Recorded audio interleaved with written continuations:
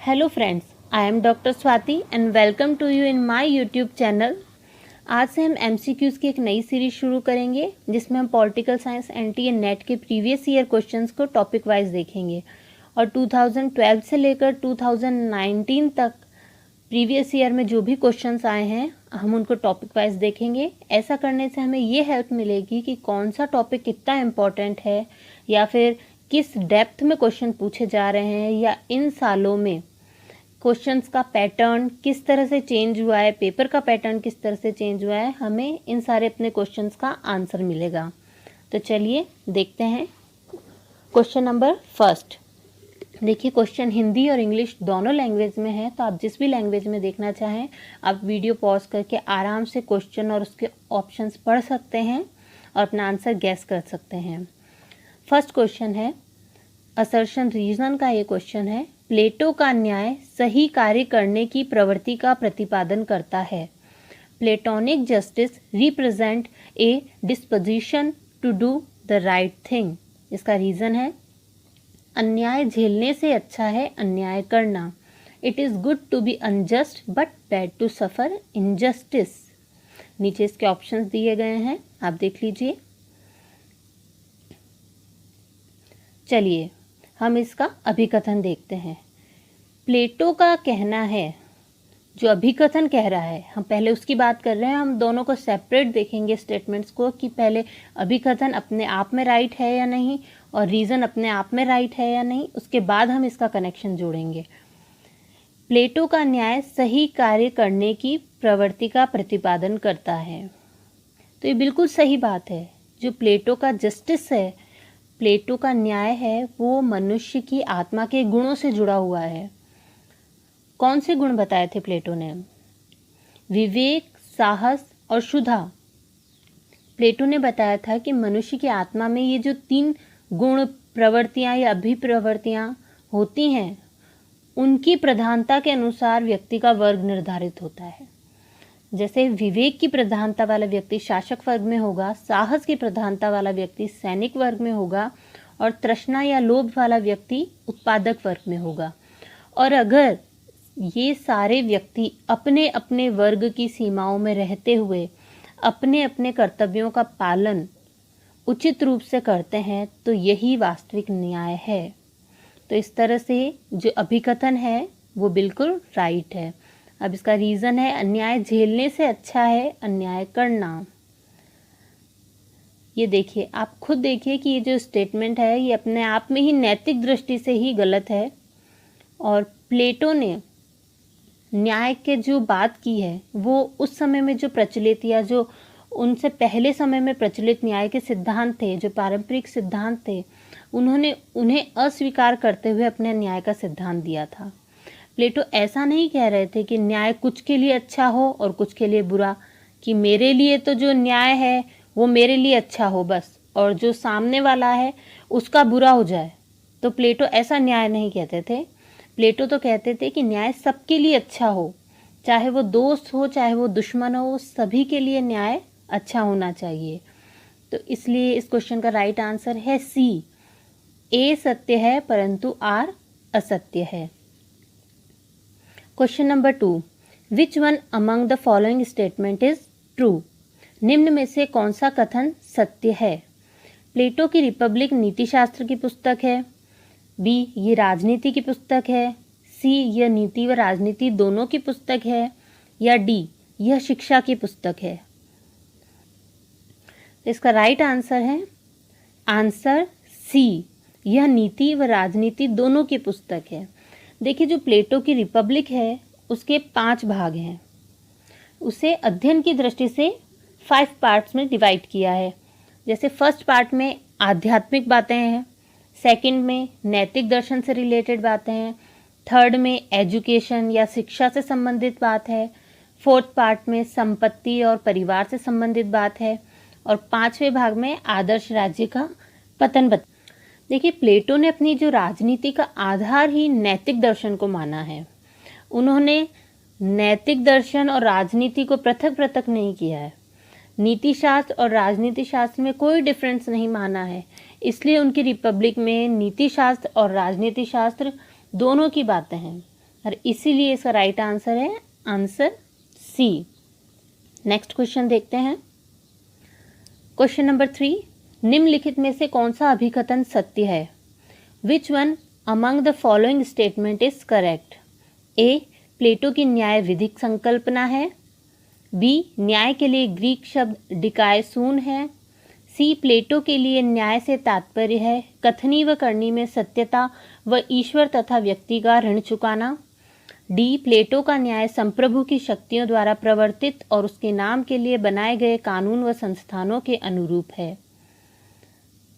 हमें इसमें से सत्य कथन को देखना है। तो इसका राइट आंसर है आंसर बी। न्याय के लिए ग्रीक शब्द डिकायसून है, क्योंकि इसका ग्रीक भाषा में मतलब है न्यायोचित नीति या नीति परायणता। अब देखिए, हम ऑप्शन ए से देखेंगे कि प्लेटो की न्याय विधिक संकल्पना है या नहीं, तो ये बिल्कुल असत्य है। प्लेटो का न्याय तो आंतरिक है, वो नैतिक है, आत्मा के गुणों से जुड़ा हुआ है, वो विधिक कल्पना नहीं है। ऑप्शन बी तो राइट है ही। ऑप्शन सी, प्लेटो के न्याय से तात्पर्य कथनी व करनी में सत्यता व ईश्वर तथा व्यक्ति का ऋण चुकाना, ये तो प्लेटो के समय में जो प्रचलित परंपरागत सिद्धांत थे से संबंधित कथन है। ये प्लेटो का न्याय नहीं है, ये परंपरागत सिद्धांतों से जुड़ी हुई बात है। और जो ऑप्शन डी है, प्लेटो का न्याय संप्रभु की शक्तियों द्वारा प्रवर्तित और उसके नाम के लिए बनाए गए कानून व संस्थानों के अनुरूप है, ये भी बिल्कुल गलत है। क्योंकि जो प्लेटो का संप्रभु है, जो आदर्श राजा है, वो तो जनता की सेवा के लिए है। वो मैकियावेली के राजा की तरह या जो कौटिल्य जिस तरह के शासक को देखते थे उस तरह का शासक नहीं है। ये तो एक आदर्श राज्य की कल्पना के लिए एक आदर्श राजा है जो कि जनता की सेवा के प्रति समर्पित है। तो ये कथन भी सही नहीं है। इसका राइट आंसर है ऑप्शन बी। क्वेश्चन नंबर 4, प्लेटो द्वारा चर्चित सद्गुण के 4 संघटकों का सही क्रम बताइए। Identify the correct sequence of the Plato's 4 components of virtue. Option A, न्याय जस्टिस। बी, साहस करेज। सी, संयम टेम्परेंस। या डी, बुद्धिमानी विजडम। इसका राइट आंसर, इसके जो कूट हैं उसमें से हमें देखना है कि सीक्वेंस वाइज हमको रखाना है कि पहले कौन सा आएगा उसके बाद कौन सा आएगा। तो नीचे कूट दिए गए हैं, जो कोड है उसमें देख लीजिए आप। तो इसका राइट आंसर है आंसर सी, 4 2 3 1। प्लेटो ने जिन 4 मूलभूत सद्गुणों की बात की है, देखिए 3 सद्गुण तो आपको पता है, विवेक, साहस और क्षुधा। अब यहाँ 4 आए हैं इसलिए आप कंफ्यूज मत होइएगा, क्योंकि जो चौथा सद्गुण है वो न्याय है। तो इन सारे सद्गुणों में सबसे पहले बुद्धिमानी है, फिर साहस है, फिर संयम है और फिर इन तीनों को बांध कर रखने वाला, इनमें एकता बना के रखने वाला न्याय है। और न्याय तभी आएगा जब आत्मा के ये जो तीनों गुण हैं अपना अपना कार्य अच्छी तरह से करेंगे। इस तरह न्याय नंबर में तो 4th है, लेकिन दार्शनिक सद्गुणों में महत्व की दृष्टि से देखें तो सबसे इम्पोर्टेंट न्याय है। क्वेश्चन नंबर 5, प्लेटो का पुनः प्रकटन इसमें पाया गया है। The reappearance of Plato is found in the option A, sir Thomas More का यूटोपिया। बी, कैंपानेला का City of the Sun. C, Bacon का न्यू अटलांटिस। या डी, उपयुक्त सभी। तो इसका राइट आंसर है आंसर डी, उपयुक्त सभी। देखिए, रीअपीयरेंस या पुनर्प्रकटन से मतलब है कि ये जो सारे नॉवेल्स या जो बुक्स हैं, इन बुक्स के अंदर प्लेटो के विचारों की झलक है, उनके विचारों का प्रभाव है। तो ये तीनों जो बुक्स हैं, देखिए सबसे पहली है सर थॉमस मोर का यूटोपिया, ये 1516 में आई थी, 1516 में। और इसके बाद आई थी कैंपानेला का सिटी ऑफ द सन, ये आई थी 1602 में। ये इटालियन लैंग्वेज में आई हुई नॉवल है और ये तीनों ही यूटोपियन नॉवेल्स कहलाती हैं, यानी काल्पनिक नॉवेल्स हैं, कल्पनाशील। जैसे प्लेटो का जो आदर्श राजा की जो बात है, या उन्होंने जो काल्पनिक अपने राज्य का विचार दिया है, उसी तरह से ये नॉवेल्स भी काल्पनिक समाज के लिए, काल्पनिक राज्यों की दृष्टि से लिखी गई थी। बेकन का जो न्यू अटलांटिस है ये 1626 में आई थी। और कैंपानेला की जो सिटी ऑफ द सन है, इसमें प्लेटो की रिपब्लिक और टीएमईएस से प्रेरणा ली गई थी। उनकी इन दोनों बुक से इसमें प्रेरणा ली गई थी। नेक्स्ट क्वेश्चन देखते हैं। क्वेश्चन नंबर 6, प्लेटो ने अनंत वास्तविकता की प्रकृति का अपना सिद्धांत विकसित किया और निम्नलिखित के अंदर वास्तविक विश्व को स्पष्ट किया। Plato developed his theory of the nature of the ultimate reality explaining the actual world in A the Republic, B the Politics, C the laws, या डी टीमाओस। तो इसका राइट आंसर है डी टीमाओस। इसके अंदर उन्होंने actual world की बात की थी, काल्पनिक वर्ल्ड की नहीं, वास्तविक विश्व की बात की थी। क्वेश्चन नंबर 7 असर्शन रीजन का क्वेश्चन है।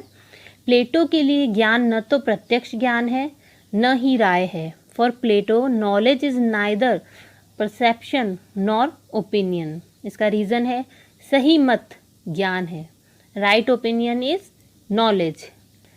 देखिए जो इसका अभिकथन है, प्लेटो के लिए ज्ञान न तो प्रत्यक्ष ज्ञान है न ही राय है, ये बिल्कुल सही है।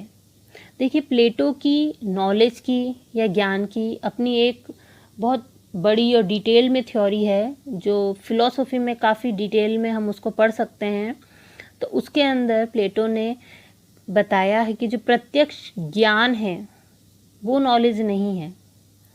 तो अगर हम इस थ्योरी को पढ़ेंगे तो वो काफ़ी लंबी चौड़ी थ्योरी है। मैं एक वीडियो अलग से बना दूंगी ये उनकी, क्योंकि ये जो उनकी थ्योरी ऑफ नॉलेज है, प्रत्ययवाद का सिद्धांत है, ये भी काफ़ी इंपॉर्टेंट है। 2-3 क्वेश्चन इसमें से आए हैं, जो इसके ऊपर एक वीडियो अलग से बना दूंगी मैं। तो फर्स्ट जो इसका अभिकथन है वो बिल्कुल राइट है कि प्लेटो के लिए ज्ञान न तो प्रत्यक्ष ज्ञान है और न ही राय है। और इसका जो तर्क दिया है वो है सही मत ज्ञान है। तो ये बिल्कुल गलत है, क्योंकि प्लेटो ओपिनियन को नॉलेज नहीं कहते हैं। प्लेटो ने तो जो सुकरात की जो उनके गुरु थे सॉक्रेट की, उन्होंने उसकी ये बात मानी थी कि सद्गुण ही ज्ञान है। आत्मा के जो गुण हैं वो ज्ञान है, जो विचार है वो नॉलेज है। जो इंसान का जो दिमाग के अंदर जो अपने वो विचार पैदा करता है ना, वो नॉलेज है। और उस विचार से प्रेरित होकर वो अपने सामने जो भी वस्तु है या चीज़ है उसको उस दृष्टि से देखता है और वो उससे रिलेटेड करता है नॉलेज को। ठीक है, तो इसका राइट आंसर है सी, ए सही है व आर गलत है। क्वेश्चन नंबर 8, प्लेटो ने इनके विचारों को लिया था। Plato appropriated the ideas of Heraclitus, Parmenides, Socrates, या इनमें से सभी। तो इसका राइट आंसर है डी, इनमें से सभी। प्लेटो ने हेराक्लिटस से परिणाम का विचार लिया था और पार्मेनिडेस से परम सत्य की जो धारणा थी वो ली थी, और सॉक्रेट या सुकरात जो उनके गुरु थे उनसे उन्होंने प्रत्ययवाद, जिसकी बात अभी हम पहले वाले क्वेश्चन में कर रहे थे, प्रत्ययवाद, knowledge, idea, theory of idea, इसका विचार लिया था। प्लेटो ने अपने से पहले के जो भी दार्शनिक थे उन सब के विचारों का अध्ययन किया था और सब में से जो बेस्ट विचार उनको लगे थे वो सारे उन्होंने ग्रहण किए थे। Question number 9, अभिकथन। प्लेटो के अनुसार अत्यधिक धन का वैभिन्य अच्छे शासन के लिए असंगत है। For Plato great diversity of wealth was inconsistent with good government. Reason है, जहाँ तक सैनिकों और शासक का संबंध है, स्वयं धन को समाप्त करने की अपेक्षा बुराई को समाप्त करने का और कोई उपाय उसे नहीं दिखा। दोनों को सेपरेटली देखना है स्टेटमेंट्स को हमको। फर्स्ट स्टेटमेंट देखेंगे, प्लेटो के अनुसार अत्यधिक धन का वैभिन्य अच्छे शासन के लिए असंगत है। बिल्कुल सही है। उन्होंने यही बात कही थी कि अगर धन का संचय ज़्यादा होगा, हम ज़्यादा पैसा करेंगे तो गुड गवर्नेंस नहीं हो सकती है, अच्छा शासन नहीं आ सकता है। इसका रीज़न है, जहाँ तक सैनिकों और शासन का संबंध है, स्वयं धन को समाप्त करने की अपेक्षा बुराई को समाप्त करने का उन्हें और कोई उपाय नहीं दिखा। बिल्कुल, ये भी बात बिल्कुल सही है, क्योंकि वो सैनिक और शासक वर्ग को पैसे के लोभ मोह से बचा कर रखना चाहते थे, तो उनको इसको ख़त्म करने का और कोई जब उपाय नहीं मिला तो उन्होंने कहा जड़ को ही ख़त्म कर दो। धन ही नहीं होगा तो उससे जो बुराइयां उत्पन्न होती हैं वो होंगी ही नहीं। तभी तो उन्होंने परिवार और संपत्ति के साम्यवाद की बात की थी, क्योंकि वो चाहते थे कि ये जो सैनिक वर्ग, शासक वर्ग है यानी अभिजात वर्ग, उस वर्ग को हम धन की बुराइयों से बचा कर रख सके ताकि अच्छा शासन हो। प्लेटो ने सिर्फ संरक्षक वर्ग, सैनिक और शासक वर्ग को ही साम्यवाद के लिए माना था, क्योंकि परिवार और संपत्ति का साम्यवाद उन्हीं लोगों के लिए है जो शासक वर्ग में सम्मिलित है। सैनिक वर्ग और शासक वर्ग, इसे अभिजात वर्ग भी कहते हैं, संरक्षक वर्ग भी कहते हैं। और उन्होंने कहा था कि उतनी ही संपत्ति होनी चाहिए जितनी की जीवन निर्वाह हेतु आवश्यक है, इससे ज़्यादा नहीं। बस जीने के लिए जितनी ज़रूरत है उतना पैसा ही होना चाहिए। क्वेश्चन नंबर 10, श्रेष्ठ परिषद नॉक्टर्नल काउंसिल का उल्लेख प्लेटो ने किसमें किया है? Nocturnal council finds a mention in Plato's the Republic, the statement, the laws, या इनमें से कोई नहीं। इसका राइट आंसर होगा answer C, the laws. The laws में उन्होंने श्रेष्ठ परिषद की बात की थी। क्वेश्चन नंबर 11, प्लेटो की विचारधारा के संबंध में निम्नलिखित में से कौन सा कथन असत्य है? Which of the following statement is false with respect to Plato's idea? Option A, कार्यों का विभाजन अभिवृत्ति के अंतर पर निर्भर नहीं होता। बी, राज्यों को व्यक्ति का वृद्ध रूप मात्र माना जाता है। सी, एथेंस की महिलाओं को राजनीति में भाग लेने की अनुमति नहीं थी। या डी, राजनीतिज्ञों की अनभिज्ञता और अक्षमता लोकतंत्र का कारण है। इसका राइट आंसर है ऑप्शन ए, कार्यों का विभाजन अभिव्यक्ति के अंतर पर निर्भर नहीं होता। ये कथन बिल्कुल गलत है, क्योंकि जो प्लेटो का न्याय का सिद्धांत है वो तो इसी पर आधारित है, अभिवृत्ति के अंतर पर। विवेक, साहस, शुदा हमने पहले देखा है। जो कार्यों का विभाजन है वो मनुष्य की जो अभिवृत्तियाँ, प्रवृत्तियाँ या जो आंतरिक गुण हैं उनमें जो डिफरेंस होगा, यानी कि जिसमें विवेक ज़्यादा है वो शासक वर्ग, जिसमें साहस ज़्यादा है वो सैनिक वर्ग, या जिसमें लोभ ज़्यादा है वो उत्पादक वर्ग, तो इसी पर आधारित था। और ये सेंटेंस कह रहा है कि ऑप्शन ए, कार्यों का विभाजन अभिवृत्ति के अंतर पर निर्भर नहीं होता, तो इसलिए ऑप्शन ए बिल्कुल गलत है, असत्य कथन है। क्वेश्चन नंबर 12, प्लेटो के परिवार तथा संपत्ति के साम्यवाद के सिद्धांत की व्युत्पत्ति मुख्यतः किसके अनुभव से हुई है? Plato's communism of family and property was largely derived from the experience of Stagira, Sparta, Athens, Venice। नीचे कूट दिए गए हैं। तो इसका राइट आंसर है आंसर डी, यानी कि ओनली बी, स्पार्टा। स्पार्टा से ही उन्होंने अपने परिवार तथा संपत्ति के साम्यवाद का सिद्धांत लिया था, क्योंकि ये वहाँ पे पहले से ही प्रचलित था। और प्लेटो ने जो अपने एजुकेशन का जो उनकी थ्योरी थी उसके अंदर भी जो राज्य द्वारा नियंत्रित शिक्षा प्रणाली किससे ली थी? स्पार्टा से ही ली थी। और स्त्री पुरुष के लिए भी इक्वल एजुकेशन होनी चाहिए, ये भी बात उन्होंने स्पार्टा से ही ग्रहण की थी। और सैनिक शिक्षा की व्यवस्था हो, ये विचार भी स्पार्टा से ही लिया गया था। क्वेश्चन नंबर 13, प्लेटो के अनुसार निम्नलिखित में से कौन सा कथन सही नहीं है? For Plato which of the following statements is not true? A, विचार तत्व होते हैं। बी, विचार सभी चीज़ों के सार होते हैं। सी, विचार चीज़ों के प्रतिबिंब होते हैं। या डी, विचार सार्वभौमिक होते हैं। नीचे कूट दिए गए हैं। तो इसका आंसर होगा डी, यानी कि ओनली सी, विचार चीज़ों के प्रतिबिंब होते हैं। ये कथन सही नहीं है, बाकी तीनों कथन सत्य हैं। ये जो विचार की, यानी ये वही है, वही वाली थ्योरी है, प्रत्ययवाद वाली थ्योरी, जो नॉलेज के बारे में है, जो आइडिया के बारे में है कि विचार तत्व होते हैं। Ideas are substance. जो प्लेटो है वो ये बात कहते हैं कि जो मनुष्य के विचार हैं असल में वही तत्व हैं, वो विचारों को, आइडिया को ज़्यादा इम्पोर्टेंस दे रहे हैं। तो इसलिए सेकंड ऑप्शन भी राइट है, विचार सभी चीज़ों के सार होते हैं। और डी भी राइट है कि विचार सार्वभौमिक होते हैं। लेकिन सी राइट नहीं है कि विचार चीज़ों के प्रतिबिंब होते हैं। इसलिए राइट नहीं है कि जो प्लेटो कहते थे वो कहते थे कि जो वस्तुओं का मूल तत्व है उसमें निहित विचार है, और विचार वस्तुओं की रिफ्लेक्शन नहीं है, वो उसकी छाया नहीं हो सकती, क्योंकि जो वो भौतिक वस्तुएं हैं वो खुद विचारों का मूर्त रूप है। आपको बहुत कंफ्यूजिंग लग रहा होगा सुनने में। देखिए, मैं जरा सा एक लाइन में समझाने की कोशिश करती हूँ कि प्लेटो ये कह रहे हैं कि पहले हम अपने माइंड में आइडिया लाते हैं किसी चीज़ का, और फिर हम किसी चीज़ को देखते हैं। किसी चीज़ को देखकर हमारे माइंड में आइडिया नहीं आ रहा है कि ये वो चीज़ है, ये फूल है या पेड़ है या नदी है। पहले हमारे माइंड में आइडिया आएगा कि क्या ये नदी है, हाँ ये नदी है या नहीं है।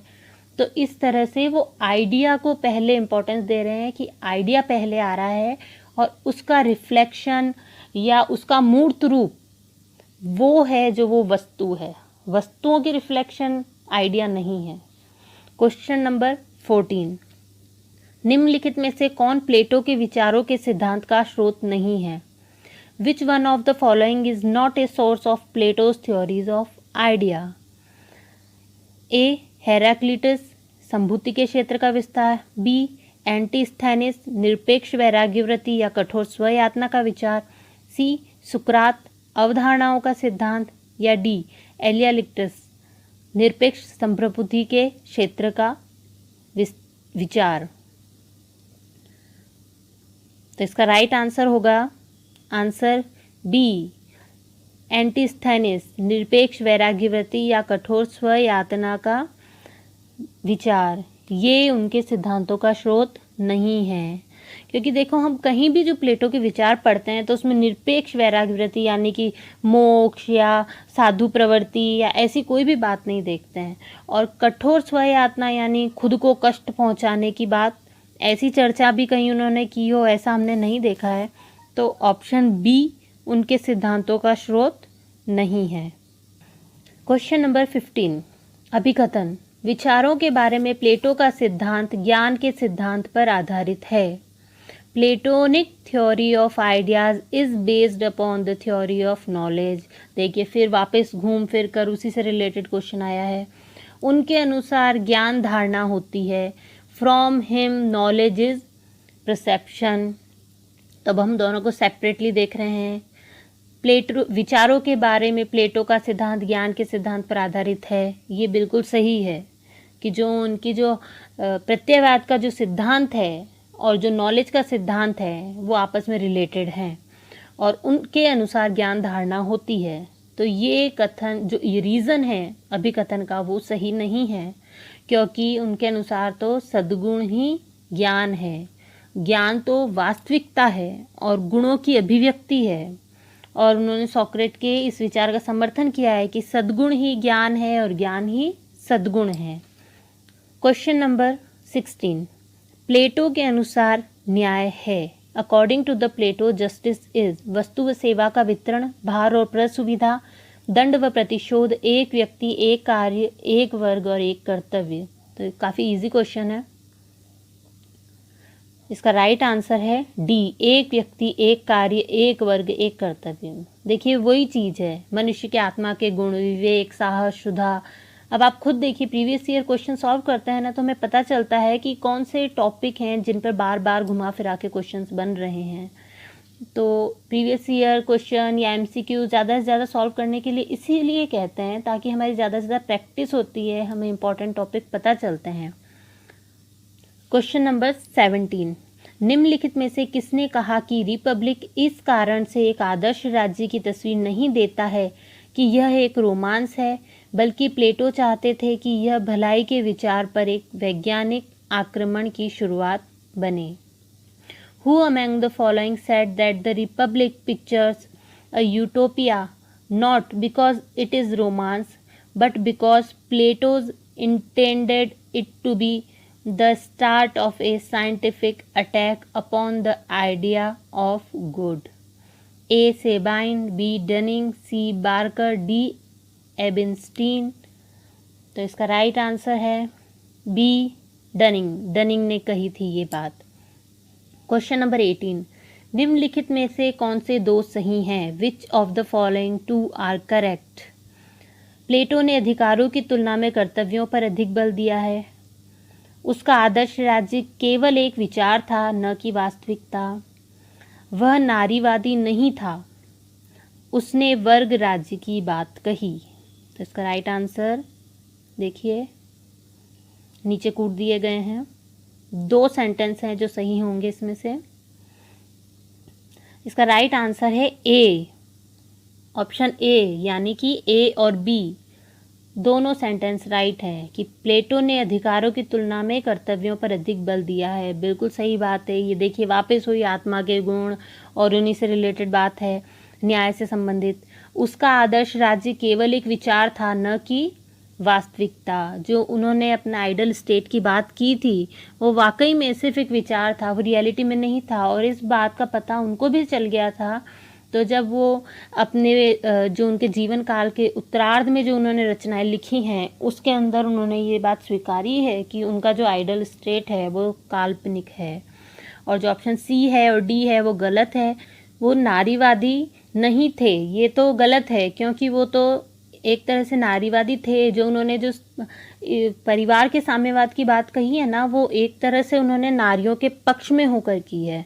और जो एजुकेशन में भी उन्होंने इक्वेलिटी की बात की थी, उस दृष्टि से भी वो नारियों को समानता देना चाहते थे। और उसने वर्ग राज्य की बात कही, ये जो ऑप्शन डी है वो भी गलत है कि उन्होंने ऐसी कोई भी बात नहीं की थी कि उन्होंने क्लास स्टेट की बात की हो। तो इसका राइट आंसर ए है। क्वेश्चन नंबर 19, प्लेटो के अनुसार मनुष्य की आत्मा में 3 घटक होते हैं, विवेक, साहस व क्षुधा। According to Plato human soul consist of 3 elements, reason, spirit and aptitude. और इसका रीजन है राज्य व्यक्ति का विराट रूप है, the state is the individual writ large. तो इसके नीचे ऑप्शन दिए हुए हैं।